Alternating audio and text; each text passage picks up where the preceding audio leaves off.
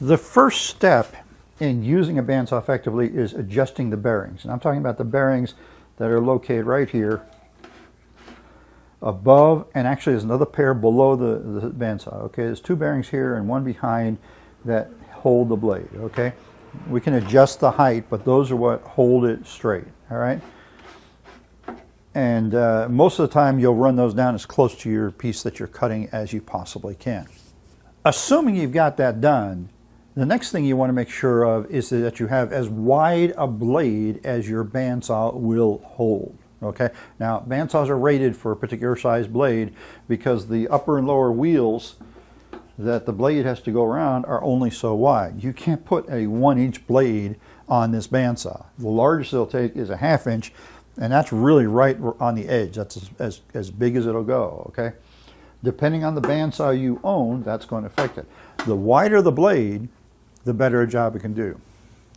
But you know, even with the 1/2 inch blade on there, and even with it dialed in, I wouldn't get a good cut. So here's the solution I've come up with.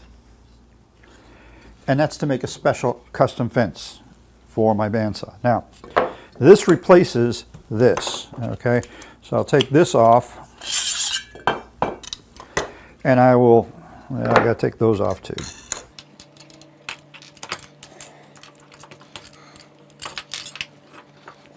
Okay, with the fence off, or the fence extension off, I can go ahead and mount other things here. So what I've done is I've made a fence that consists of 2 pieces of wood. I have a piece that's to attach it to the fence, and then I've got the important part, and that's this piece right here. And this piece has got to do 2 things for me. Number one, it needs to be perpendicular to this piece, okay? It also needs to be perpendicular to the surface of the bandsaw this way. But the other thing is, you can see here, I've rounded this. This is a full rounding, just like a bullnose. I did it with a 3/8 of an inch router bit. This is a 3/4 inch thick piece of wood, and I've routed on each side. And I also cut a notch out here, which is just barely big enough for this fence and this fence. So I can put it on there, and it is a snug fit, okay? What this does for me is that this gives me a point, not a whole edge, but a point of fence right by the blade that allows me to steer that piece of wood and keep it lined up straight on the fence, all right? And so I may end up moving the wood back and forth as I'm cutting it to keep it on line.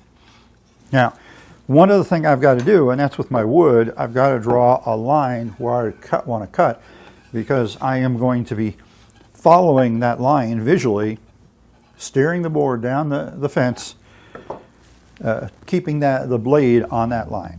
So let me get this set up and I'll show you what I'm going to do. Okay, so I've got my fence mounted on my saw with the space between the fence and the blade equal to where I've drawn my center line on the board here.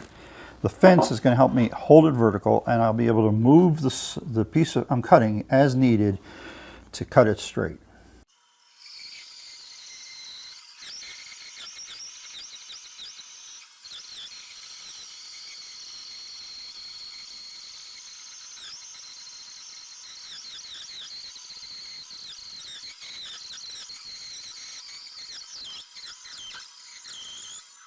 So here's my 2 cut pieces. Are they absolutely perfect?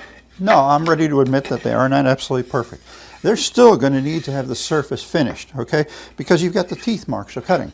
But they are of a consistent thickness all the way down the length and all the way across the width. And I can put a straight edge on there, and I don't see any gaps, which tells me that I made my cut straight. That's what we want.